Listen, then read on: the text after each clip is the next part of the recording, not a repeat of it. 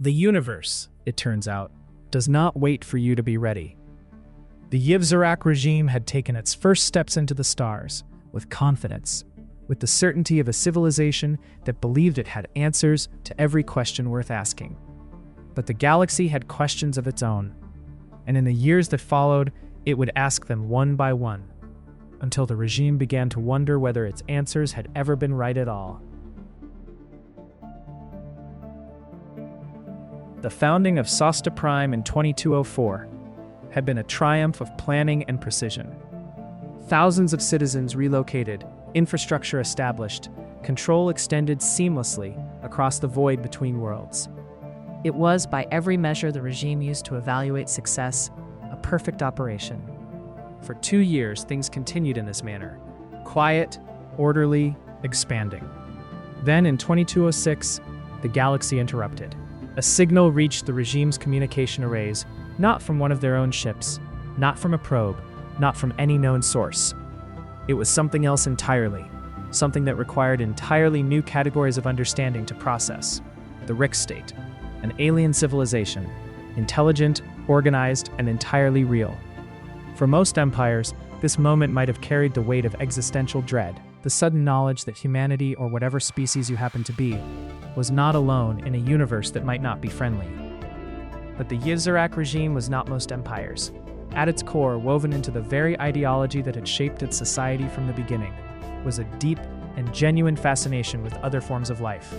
Xenophilia, they called it, a love of the foreign, a hunger for the unknown. And here, finally, was the unknown answering back. Scientists who had spent their careers theorizing about what alien contact might look like found themselves suddenly, overwhelmingly confronted with the reality of it. The Rick State was not what anyone had imagined. They never are, but they were there, and they were willing to communicate, and for the regime, that was more than enough. Teams worked without sleep. Linguists, biologists, historians, diplomats, all converging on this single extraordinary fact.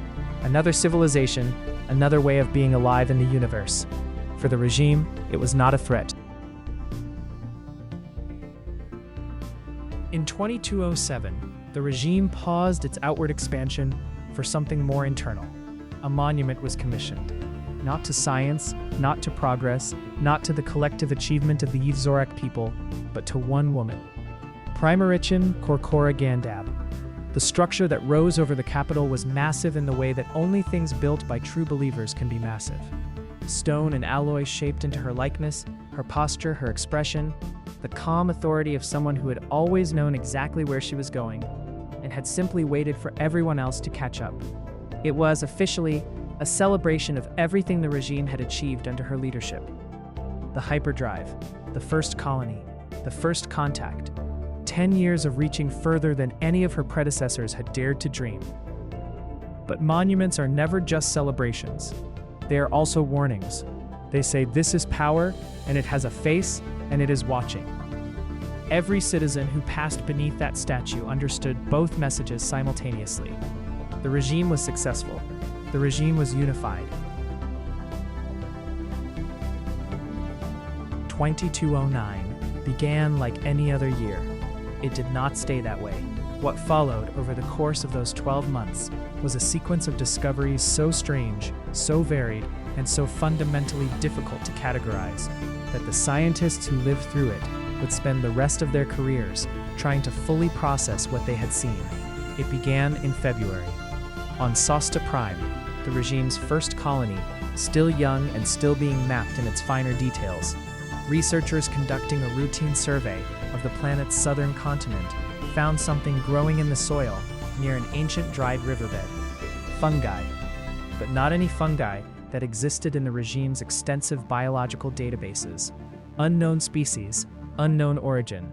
No clear explanation for how they had arrived, how long they had been there, or what ecological role they served. They were not dangerous. They were not immediately useful. They were simply inexplicable. A small mystery, but it was the first of 3. In May, an exploration team pushing into a previously uncharted system made a discovery that was considerably harder to file away as simply interesting. An L-gate. The structure hung in space with the quiet authority of something that had been there for a very long time and intended to remain there for considerably longer. It was enormous, far larger than anything the regime had constructed, far larger than anything they had imagined constructing. Its surface carried markings that matched no known language, no known culture, no known period of history. It was a door. That much was clear from its design, a door between places, or perhaps between times, or between something else entirely that the regime's physicists did not yet have the mathematics to describe. Where did it lead? The instruments gave contradictory readings. The theorists produced contradictory theories. The one thing everyone agreed on was the thing that made everyone most uncomfortable. They did not know. For a regime built on the absolute certainty that knowledge was power, and that power could be achieved through knowledge, this was more than an intellectual puzzle. It was a direct challenge to a foundational assumption. They sealed the area, established a research perimeter, filed it under a new category that had to be created specifically for this purpose: unknown, handle with extreme caution. And then September arrived. A signal reached the regime's communication arrays. But unlike the Rick-Stake contact 3 years earlier, this signal did not come from a planet or a ship or any fixed location. It moved, it adapted, it responded to the regime's own transmissions with a speed and precision that suggested not just intelligence, but something beyond ordinary intelligence. A probe, ancient by its apparent construction, of no known origin, a fully developed artificial intelligence of unknown age, unknown creator, unknown purpose, that had somehow located the Yv'Zorak Regime in the vastness of the galaxy and decided, for reasons it was either unable or unwilling to fully explain, to make contact. The scientists who received that first transmission did not sleep for weeks, not from excitement alone, though there was plenty of that, but from something closer to vertigo, the sense of standing at the edge of something enormous and not being able to see the bottom. 3 impossible things in a single year: strange fungi with no origin, a door that led nowhere anyone could map, a mind with no maker. The universe was not simply larger than the regime had imagined. It was older, stranger, more layered with history and mystery than any of their models had accounted for. They were not discovering the galaxy. They were beginning to realize how little of it they understood. In the years that followed, the regime's explorers continued their systematic mapping of nearby space, and what they found with increasing regularity were civilizations. Not spacefaring ones. Not civilizations that could look back at the ships in their skies and understand what they were seeing. These were younger societies, pre-industrial, pre-scientific in the modern sense, living their lives entirely unaware that they were being observed from above. In 2210, the Merak system revealed such a civilization. In 2212, the Arraxium system revealed another.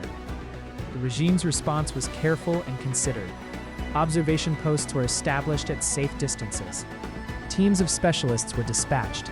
Not soldiers, not diplomats, but scientists, anthropologists, historians, people whose entire purpose was to watch and record without disturbing what they were watching. The principle guiding all of this was one the regime took seriously, even as it sat in some tension with their broader philosophy of control. You did not interfere with the natural development of a civilization. You did not accelerate it, distort it, or redirect it according to your own preferences. You observed, you documented, you learned. It was, in its own way, a form of respect, an acknowledgement that other civilizations had the right to become whatever they were going to become on their own terms. In 2214, this philosophy was tested in a different way. The regime encountered the Tuxcan ancients, or rather what remained of them, a fallen empire, a civilization that had once reached heights the regime could only estimate, now reduced to ruins and echoes. Their cities still stood in places, enormous and silent. Their technology was partially recoverable, partially incomprehensible. Their history was written in a script that took years to partially decode. What had destroyed them was unclear. The ruins did not say. They simply stood there, enormous and patient, in the silence of dead systems, as if waiting for someone to finally ask the right question. The regime's leadership looked at those ruins and felt something they did not often allow themselves to feel: humility. Even the greatest civilizations, it turned out, could end. The most advanced, the most powerful, the most certain of their own permanence, all of it could become rubble and silence, given enough time and the wrong circumstances. It was a lesson the regime noted carefully. 2215 arrived with what appeared at first to be a manageable crisis. On Merak II, the primitive civilization that the regime had been observing since 2210, the harvests failed. A combination of climate patterns and agricultural practices that had worked for generations suddenly stopped working. The food stores that should have carried the population through a difficult season proved inadequate. The regime's observers filed their reports. The scientists noted the conditions. The ethicists convened their standard review.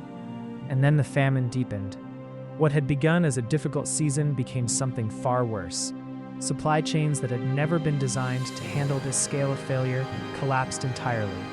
Communities that had always been self-sufficient found themselves unable to feed their own people. And in the cities, where populations were densest and reserves thinnest, people began to die. The regime's ships sat in orbit, full of food, full of medicine, full of everything that was needed, and the principle held firm: you do not interfere with the natural development of a civilization.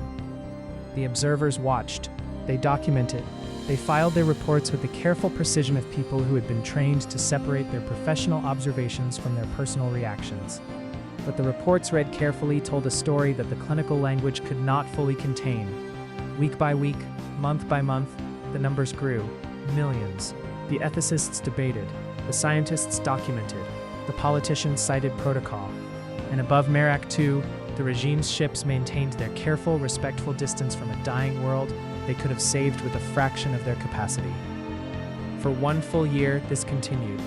In 2216, the famine ended, not because of anything the regime had done, not because of a change in policy or a crisis of conscience that finally overcame the principle. It ended because the population had fallen to a level that the remaining food supply could sustain. Enough people had died. That was the solution the universe had provided, and the one the regime had chosen, through inaction, to accept. The observation teams that returned from that posting were processed through the standard reintegration protocols. They were given time, they were offered support, they were evaluated and eventually returned to their duties. But the people who came back were not the people who had left. They had spent a year watching something they could have stopped. They had followed the rules exactly as written. They had done nothing wrong, technically, by any standard the regime applied to such situations. And they would spend the rest of their lives trying to decide whether that meant they had done nothing wrong at all. The same year the famine on Merak II ended, the regime founded its second colony in the Merak system. Growth continued. Expansion continued. The borders of the empire extended further into space with the quiet, relentless efficiency that had always defined the Yv'Zorak approach to civilization building. New primitive civilizations were discovered. Paraga in 2218, Enem in 2023. Each one cataloged, each one placed under observation, each one added to the growing archive of watched worlds that orbited the regime's moral conscience like moons it could not quite look away from. And in 2020-21, on Horsham 4, another famine began. The observers were dispatched. The posts were established. The principle was cited. The regime watched again. By the time it ended in 2020-22, the pattern had become undeniable. This was not a single difficult decision made under extraordinary circumstances. This was policy. This was who they were. The ethicists who had once debated non-interference with the detached curiosity of academics now sat in their meeting rooms with something heavier in the air. The arguments had not changed. The principle had not changed. But something in the room had changed. Something in the faces of the people making the arguments. They were beginning to understand that a principle applied consistently enough, regardless of its consequences, eventually stops being a principle and starts being something else. What that something else was, no one in those rooms was quite ready to say out loud. But outside those rooms, in a part of the empire far from the watched worlds and their silent suffering, a different kind of crack was beginning to show. On Yv'Zorak Prime, the homeworld, the center, the heart of everything the regime had built, something was growing in the shadows that the regime's perfect systems of control had not been designed to see.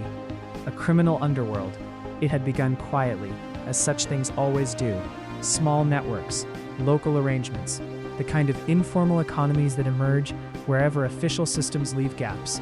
And official systems, no matter how total their designers believe them to be, always leave gaps. By 2231, it was no longer small. The genetic identification, the mutagen baths, the surveillance and the tracking and the optimization, all of it had been designed to produce a society where deviation was impossible, where the gap between what citizens were supposed to do and what they actually did had been engineered out of existence. But human beings, or whatever the Yv'Zorak people were, are not engineering problems. They are not systems that can be optimized into perfect compliance. They are messy and contradictory and capable of finding space for themselves in the smallest cracks of any structure. No matter how carefully that structure has been designed to leave no cracks at all, the regime had built a perfect society. The perfect society had grown a shadow, and by 2233, that shadow had a name, and a hierarchy, and territory, and the kind of confidence that comes from operating successfully for long enough to stop being afraid of the people who are supposed to stop you. The drug trade had taken hold on Yv'Zorak Prime, cartels had established themselves, black markets flourished in places the surveillance systems somehow never quite managed to find. For the first time in the history of the great Yv'Zorak regime, total control was failing. Not dramatically, not visibly, from the outside. The regime still functioned, the ships still flew, the colonies still grew, the observers still watched their primitive worlds from careful distances. But somewhere in the machinery of perfect order, something had slipped, and the people who ran that machinery were beginning to notice the sound it made. The great Yv'Zorak regime, at the end of its third decade in space, was not the same empire that had launched its first ship in 2200. It was larger. It was more connected. It had seen wonders, a gate to nowhere, a thinking machine, the ruins of civilizations that had risen and fallen before the regime had learned to write. It had made contact with other powers, built alliances, established itself as a presence in a galaxy that was far more crowded and far more complicated than anyone had imagined when the hyperdrive first worked. But it had also watched millions die on worlds it could have saved, and it had discovered that the perfect society it had spent generations building was not, in fact, perfect. That control, however total it appears from above, has limits. That human nature, or the nature of whatever beings build civilizations and reach for stars, does not optimize neatly, does not comply completely, does not stop being itself, just because the systems surrounding it insist that it must. The regime had answers to many things, but the galaxy kept asking questions that the answers didn't fit. And in the years ahead, those questions would get considerably harder. This was only the beginning of doubt.